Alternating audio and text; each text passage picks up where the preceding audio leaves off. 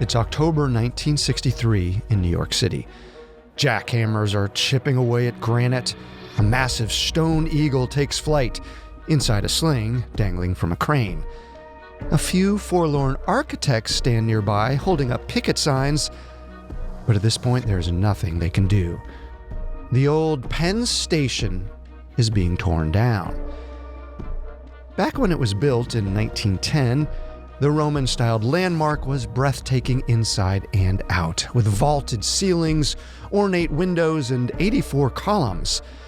But maintenance was expensive and complicated, plus it took up 2 full blocks, more real estate than the growing city could spare. So now, it all had to go. But what if there's more to this story than just logistics and capitalism? Perhaps the demolition of Penn Station wasn't just about making the commute more efficient or about freeing up space for a new skyscraper. Could it be that someone wanted to keep the real history of this stunning structure under wraps? Welcome to Conspiracy Theories, a Spotify podcast. I'm Carter Roy. New episodes come out every Wednesday. You can listen to the audio everywhere and watch the video only on Spotify. And be sure to check us out on Instagram at The Conspiracy Pod. Today we'll be talking about the Tartarian Empire theory, that many of the world's most remarkable structures were all created by Tartarians, an ancient, technologically advanced society. We want to extend a special thanks to our guest, Zach Mortice, whose coverage was instrumental to our research. We'll hear from him directly throughout the episode. Stay with us. Today's conspiracy theory is still in its infancy. Its current iteration only emerged about 8 years ago, and there isn't really a centralized or official source of information. The finer points are still being floated and debated on Reddit and YouTube. So, before we dive in, keep in mind that everything I'm about to talk about is still actively developing. Consider this a snapshot of a moving target. Tartaria, or Tartary, is an outdated name for a real place that once existed. The vast area appears on the 18th century European maps in what is currently Russia, China, and other parts of Eastern Europe and Asia. It's not really accurate to think of the place as an organized country. It was home to several unrelated nomadic tribes that have been around since the 5th century. But according to online theorists, that mainstream narrative isn't true. They believe that the Tartarian Empire was once so powerful it influenced architecture all over the world. Believers would tell you that everything from ancient structures like the pyramids to more modern buildings like Penn Station were all assembled by the Tartarians. Theorists generally agree that Tartarian architecture is typified by grand scale and ornate details, like breathtaking domes. Basically, if it's built on a massive scale and looks extravagant, chances are Tartarian theorists have claimed it. But theorists really jump on buildings that also have a hint of incongruity in their history or their use. Journalist Zach Mortice uses a great example in his coverage of the Tartarian Empire for Bloomberg's City Lab. He singles out a 1939 photograph that shows the stunning multi-domed Iowa State Capitol building in the background. In the foreground are a bunch of dirt roads and men building a stone wall by hand. It's pretty incredible that this impressive state building was made by craftsmen who had to spread concrete with their hands. So, a Tartarian theorist might argue, maybe the technologically advanced Tartarians built it instead. A post on the Reddit page for Tartaria also points out that it seems weird that hugely impressive structures often have utilitarian uses, like a gilded post office or a high school topped with domes. That reinforces the idea that perhaps the ornate building was originally created by Tartarians for a grander use. and it only became something more mundane after its original occupants vacated it. Based on their alleged architecture, Tartarians prioritized grandiosity. According to theorists on Reddit and YouTube, they had resources to spend on luxuries because they tapped into an infinite source of energy. There are a few ideas about how the Tartarians accessed unlimited energy. One is related to harnessing the constant attraction and repulsion of magnets to generate functional energy. Another Tartarian theorist links the energy to the mind of inventor Nikola Tesla and involves a rotating magnetic field. But the Tartarians' real achievement came from how they transported all that so-called free energy. The power didn't move through unsightly wires and utility boxes.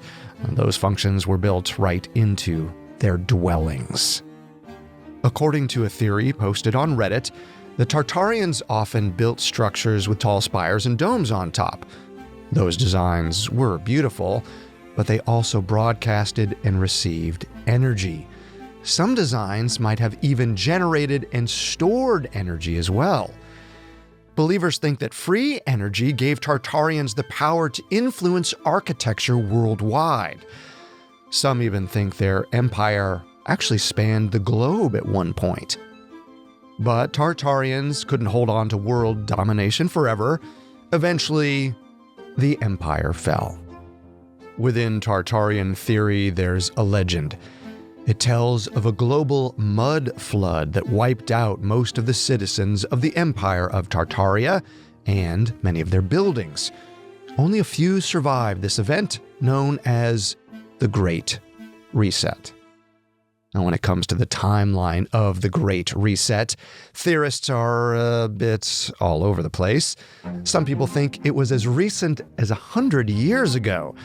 Others think it happened earlier, or that there have been multiple resets over the course of history.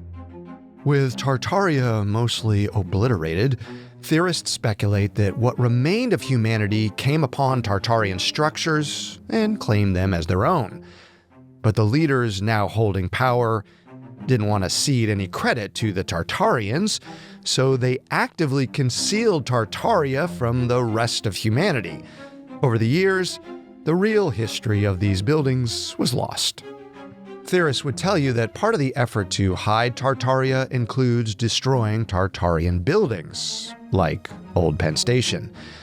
Then these architectural masterpieces are replaced and hopefully forgotten. In their place comes new construction projects, typically done in the modern style, sleek and simplistic in comparison to the intricate Tartarian form. Take Madison Square Garden, the arena that replaced Old Penn Station. If you've never seen it, the circular building's exterior is all mirrored glass and LED screens. Inside, it's utilitarian. Tiered seating, exposed beams to support lighting kits, and a giant jumbotron in the center. It fulfills one of the goals of modern architecture. It's functional. But it has none of the flair of Old Penn Station or any of its other Tartarian cousins. But many theorists believe that the concealment of Tartaria goes far beyond replacing their buildings one by one. The ongoing suppression campaign will allegedly take advantage of any opportunity to obliterate Tartarian history. There's some speculation that warfare is a helpful facade that lets nations destroy Tartarian buildings. A common example they cite is St. Paul's Cathedral in London. Designed by Sir Christopher Wren and completed in 1711, the landmark was damaged in World War II during the Blitz. But not according to Tartarian supporters. They believe the cathedral was built by the Empire and that World War II was a cover to destroy evidence that Tartaria ever existed. If there has been a decades-long global effort to conceal the true history of the Tartarian Empire, that can only mean one thing. there's something buried here that the powers that be don't want anyone to find. Online theorists suspect that a global advanced society called the Tartarian Empire constructed many of the world's most remarkable buildings. But current world leaders don't want the rest of us to know about it. We're going to break down this theory into its parts and examine the evidence to support each one. Let's start with the civilization itself. I've already talked about how a large area of present-day Eastern Europe and Asia was actually called Tartaria on 18th century maps, but its borders are vague and inconsistent. They move around depending on who drew the map. On a Russian map from the 18th century, Tartaria is a smaller area around present-day Moldova. A French map from around the same time calls a much larger area of present-day Kazakhstan and Russia Tartary. So the civilization definitely existed during the 18th century, though it's not clear how big it was. But it makes sense to put a little more credence into a Russian map. Those cartographers were native to the general area. The French map says it's based on, quote, the accounts of several travelers from various nations and several observations made in that country. So probably not the most exact. The people who lived in this area weren't called Tartarians, though. They were called Tartars. Tartars were a mix of nomadic tribes who lived in present-day Mongolia, and they probably first became known to Europeans sometime in the 13th century, when some of the tribes teamed up with Chinggis Khan, who we know as Genghis Khan, and eventually invaded Russia. Later on, most Tartars ended up under Russian rule. But that's just what we know about the people who lived in the area in the 13th century. Before that seems to be a bit of a question mark. Now, even though there's no physical evidence to support the idea of a vast, technologically advanced ancient society, well, it's not something we can completely rule out. In 2024 alone, there were multiple reports of quote-unquote lost civilizations being unearthed, like one in the Amazon that the BBC described as a huge ancient city. And scientists admit there could be more out there that modern humans haven't found hard evidence for. Yet. Then there's the fact that the oral histories of many ancient cultures include stories about advanced civilizations akin to Tartaria. Now, we've covered some on the show, like Atlantis or the continent of Mu. So, while there's no hard evidence to show for the conspiracy theory version of Tartaria, well, we can't say for sure that it never existed. Let's move on to the next part of the theory: Tartarians' ability to create and distribute free energy. One of the basic guide rails of physics is the law of conservation of energy. It's also referred to as the first law of thermodynamics. It says that energy can't be created or destroyed. Energy can be converted, like in car engines or solar panels. But during this process, some energy is always converted to heat. We call that the second law of thermodynamics. Welcome back to high school physics.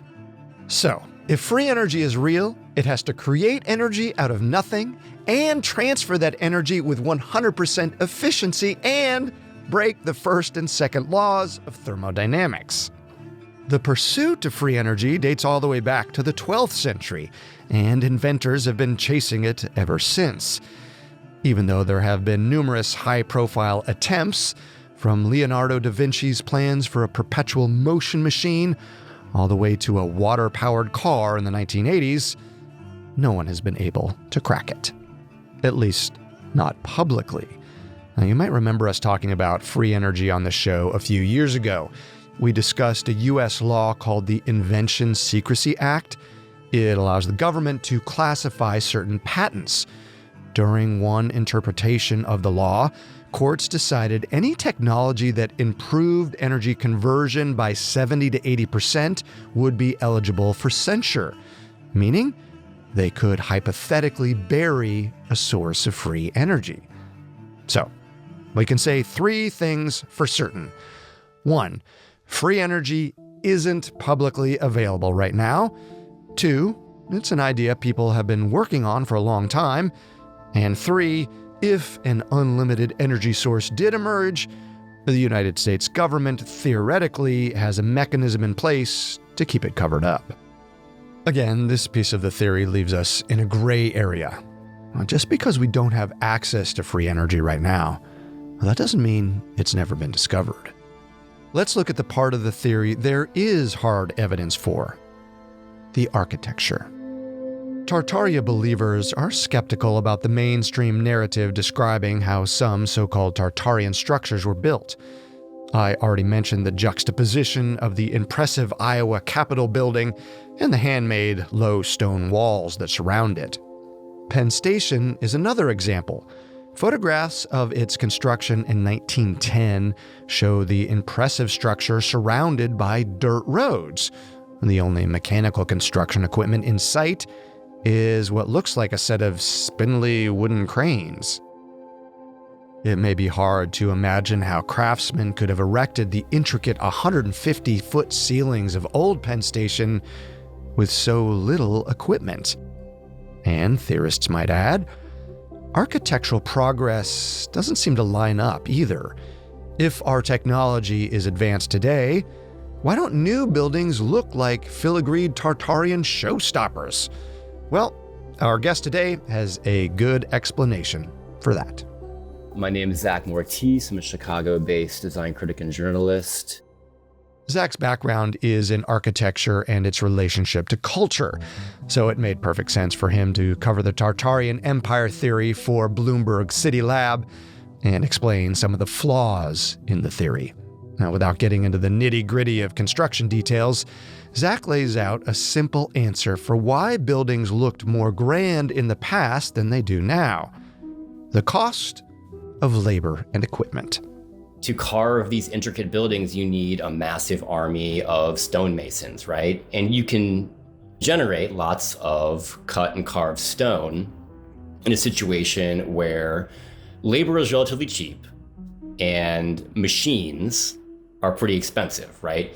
And that's what you had back then. Today, labor is relatively expensive and the machines can churn out stuff on a factory floor really cheaply, right? So that's why our buildings today are kind of minimalist and regularized, because their individual components are churned out in factories. For most of human history, labor was a relatively cheap resource. When Penn Station was built in 1910, it was reasonable to pay a skilled artisan to sculpt a large eagle statue because mass-produced building materials weren't yet widely available. But mounting that eagle several stories up required some mechanical assistance. Zach points out that Tartarian theorists might not be aware of the technology that was actually available to construct buildings like Penn Station and other alleged Tartarian structures. They had scaffolding, they had elevators in the early 20th century. There were devices used to kind of quasi-mass manufacture some kinds of ornament, like terracotta, for example. The technological innovations that allowed, something like a gold leaf Capitol dome are pretty easy to find. So the economic realities, and therefore the construction priorities, were just different back then. And even though technology might have been limited, it wasn't non-existent. But there's still the destruction and replacement of so-called Tartarian structures to consider. Zach links the trend towards simplistic and streamlined contemporary structures to the rise of modern architecture. So modern architecture is a set of ideas that emerged in the early to mid 20th century and gained really widespread acceptance all over the world after World War II. And this is an architecture that prizes above all economy, simplicity, and minimalism. It often saw the architecture styles of the past that were very ornate and flowery and expressive as wasteful and kind of profligate. So there are well-documented reasons why architecture used to look different than it does today. and none of them point to a niche ancient society. But perhaps that's because the Tartarians were wiped out before their time. Let's move on to the next piece of the theory, the Mud Flood, aka the Great Reset that allegedly annihilated most of Tartaria in one fell swoop. Some believe that this flood completely submerged some Tartarian structures underground, while others remain standing but only partially visible above ground. This, they say, is most obvious in buildings with windows at ground level. If you've ever been in a subterranean basement, you might have noticed small windows up near the ceiling, like the one you see here. The view outside is right at ground level. This kind of window can bring to mind a horror movie. The victim trapped inside a basement wants to escape through the small opening to freedom, but it's always just out of reach. A Tartarian theorist would argue that these ground-level windows used to be on the first or even second floor, levels of the building that are now underground after a massive soil shift during a mud flood. Visually, it does look that way. These windows are usually half the size of a typical window and don't have an obvious use. What's the point of a window that has you eye level with the lawn? Well, it turns out they did serve a purpose. When old buildings were built, electricity was expensive or non-existent, didn't really have air conditioning, but maybe sometimes the guy building the building didn't want the people working in the basement to be in the dark, sweating to death, so they would dig out concrete moat around the building. They put some windows in so you get a little bit of light and air. Nowadays, zoning laws often require these kinds of windows in residential basements to create a means of escape in an emergency. There's not a lot of other evidence for a worldwide mud flood. If a geological event that significant occurred, it seems like there would be more physical indicators beyond submerged buildings. There's also a complete lack of historical evidence. If it happened within the last 300 years, there would almost certainly be written accounts of the disaster. Well, that leads us directly into the last part of the theory: suppression. Theorists think there's a global conspiracy to conceal the history of the Tartarian Empire. There are plenty of ideas about how suppression is being committed and why. I already mentioned efforts to dismantle alleged Tartarian structures, from individual demolition to large-scale destruction masquerading as warfare. But theorists also think there were campaigns to stamp out any memories of Tartaria. Some Redditors talk about the possibility that 19th century Tartarian truthers could have been institutionalized to silence them.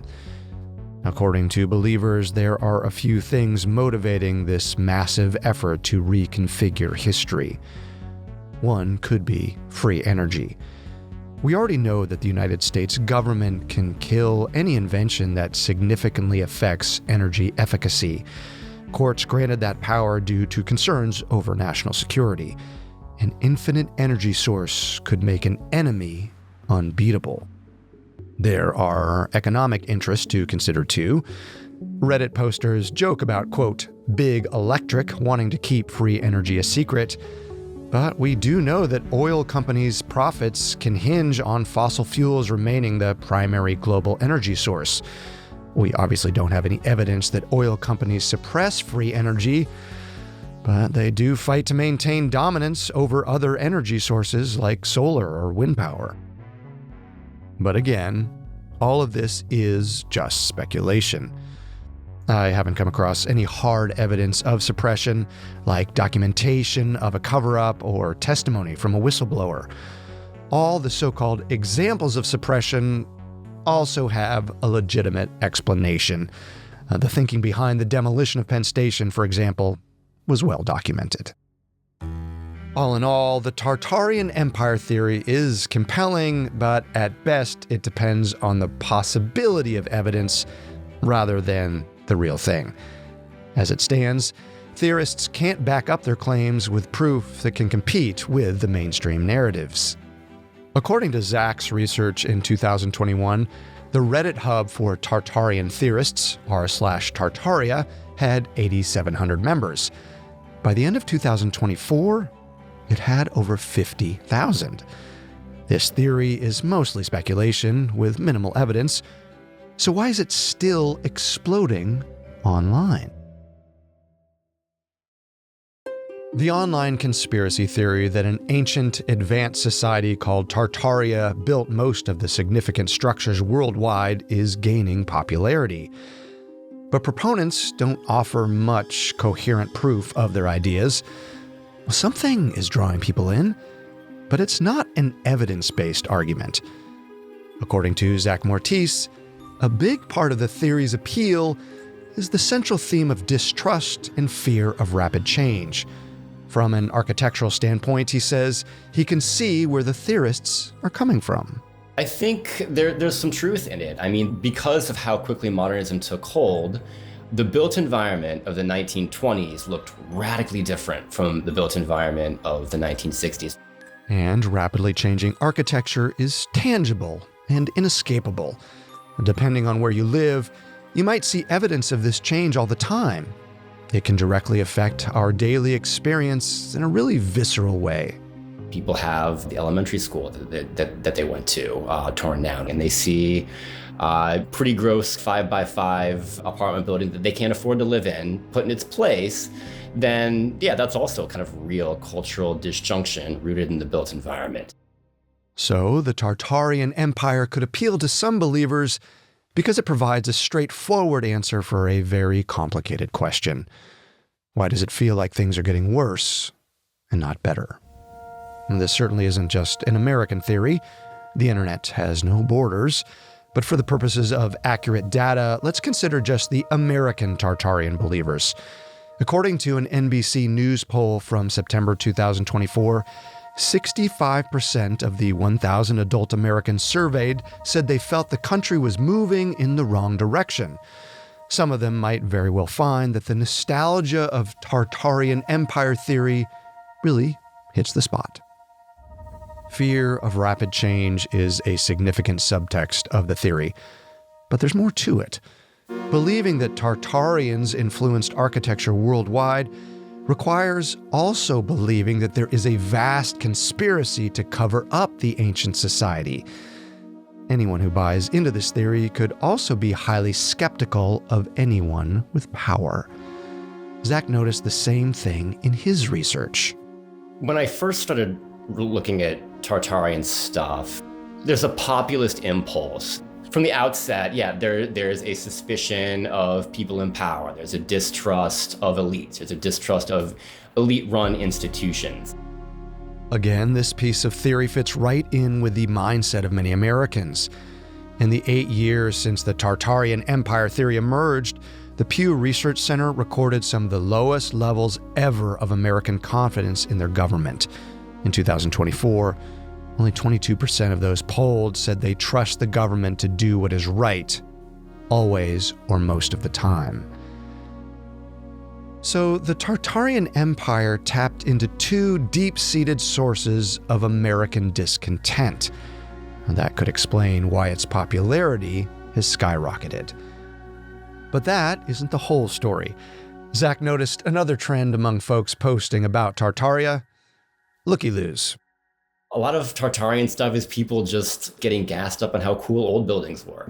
And I mean, and sometimes it's not even clear if they really believe that there was a world-spanning, hyper-advanced empire. It's just like, wouldn't it be cool if? Wouldn't it be cool if there was some frontier of knowledge that's fantastical and amazing outside of my day-to-day existence?